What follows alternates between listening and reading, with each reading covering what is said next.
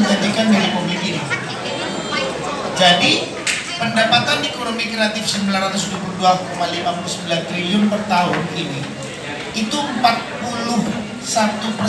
adalah dari kuliner. Jadi orang Indonesia itu terkenal suka makan. Dan yang ketiga lagi, kita ini lagi digempur oleh makanan dari luar negeri. Kita digempur dari Korea, kita digempur dari China, kita digempur dari Jepang, kita digempur dari Eropa dan Amerika. Saya tidak ingin bahwa market Indonesia dinikmati oleh mereka. Jadi jangan sampai makanan kita dijajah oleh mereka. Dan masyarakat kita budaya makannya dirubah oleh mereka. Bahwa kita harus percaya bahwa makanan Indonesia itu harus mendunia. Karena Indonesia sudah menjadi negara keempat terbesar di dunia. Dan kita adalah negara kepulauan terbesar di dunia dengan 17.480 pulau. Jadi harus yakin bahwa Indonesia sudah waktunya bicara dunia.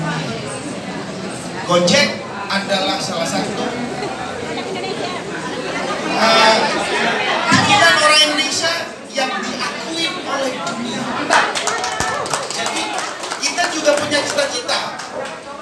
Asanti punya cita-cita di makanan dia baik dapur asik yang sangat khas Indonesia dan ayam asik yang sangat khas Indonesia itu nanti bisa dinikmati oleh seluruh dunia.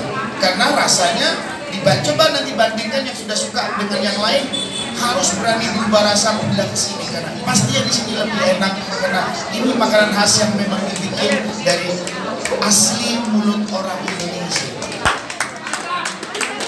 Jadi itulah alasan yang paling mendasar kenapa kita ingin bukanlah takut, tapi khasana makanan Indonesia itu sangat luas. Kita punya hampir 777 bahasa dan 1.400 suku bangsa. Itu besar, paling besar di dunia. Jadi makanannya itu akan sangat luar biasa dalam budaya.